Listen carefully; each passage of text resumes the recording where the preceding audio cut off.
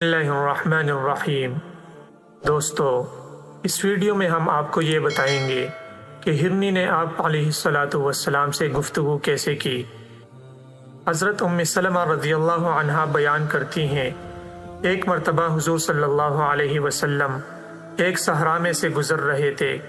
किसी आवाज़ देने वाले ने आप अलैहिस्सलातु वस्सलाम को या रसूल अल्लाह कहकर पुकारा। आप सल्लल्लाहु अलैहि वसल्लम आवाज़ की तरफ मुतवज्जा हुए, लेकिन आप अलैहिस्सलातु वस्सलाम को सामने कोई नज़र नहीं आया।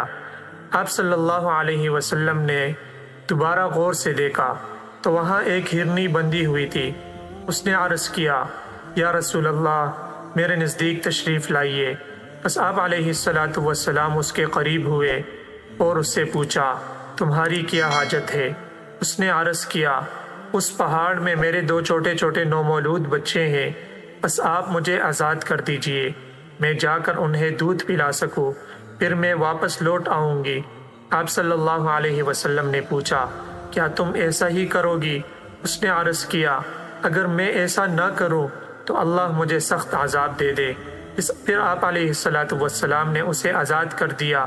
वो गई, उसने अपने बच्चों को दूध पिला दिया और फिर वापस लौट आई।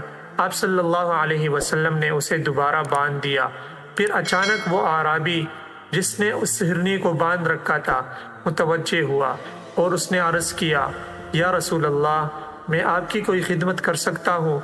आप सल्लल्लाहु अलैहि वसल्लम ने फरमाया, हाँ, इस हिरनी को आज़ाद कर दो। बस उस आराबी ने उसे फ़ौरन आज़ाद कर दिया।